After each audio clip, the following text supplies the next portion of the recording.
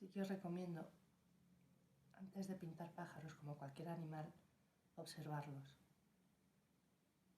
Ya sea en imagen o en real ya, bueno, sería maravilloso. Para dejarse impactar por su impronta,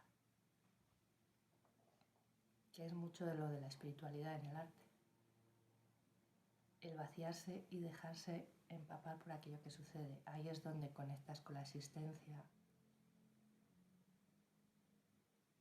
con aquello que va más allá de la mente. Puedes empezar a atisbar el vacío. Ahí se me ha ido un poco.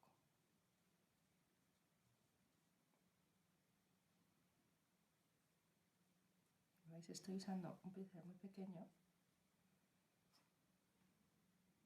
fino, más que pequeño, y ahí voy a empezar con una técnica que a mí me gusta utilizar mucho, que es la de mucha ausencia de humedad, que te regala como unos gestos muy rotundos en lo que es la mancha.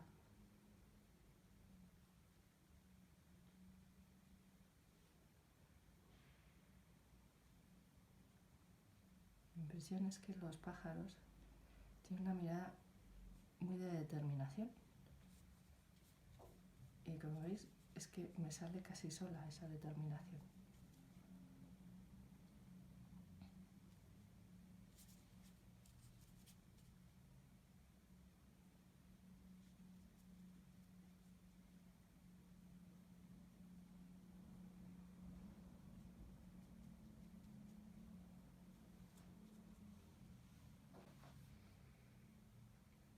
Voy a pasar ya a un pincel más grande y a alguna aguada.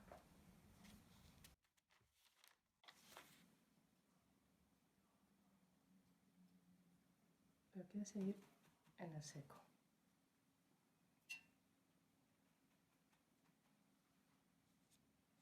Hay que dejar que veis, algunas de las manchas todavía no seca la tinta y quiero que se expanda, que se mezclen los tonos. Quiero también producir otros más claros, igual para la parte del pájaro. Ahí. Incluso dejar que se sature el papel. ¿Veis? Esto sucede cuando se satura de agua. Ya no entra más.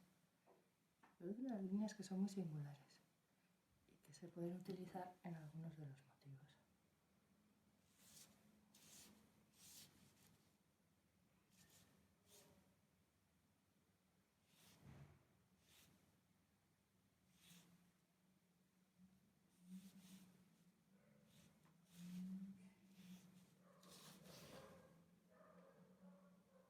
Voy a volver al pequeño. Voy a intentar delimitar las patas.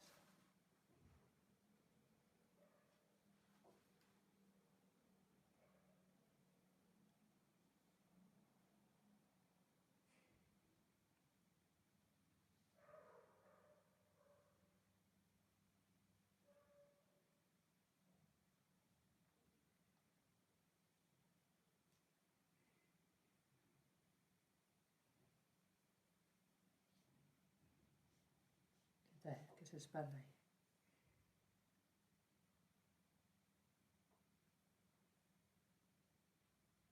¿Veis? Dejar que suceda.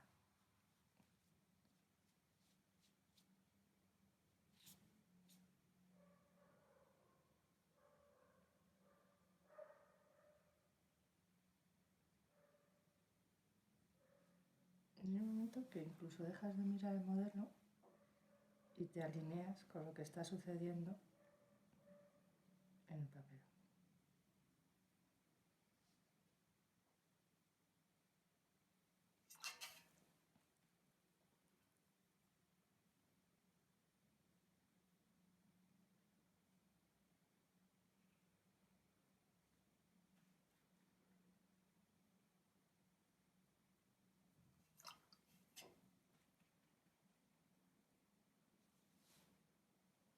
Un poco de mancha ahí. Meterlo en un contexto para que tampoco esté flotando ahí en el aire.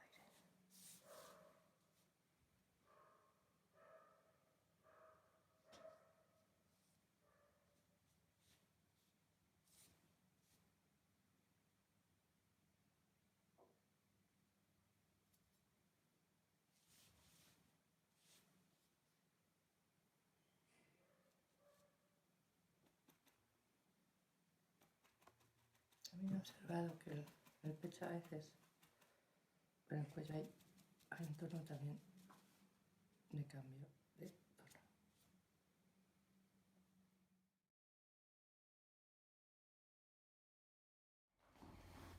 Hola.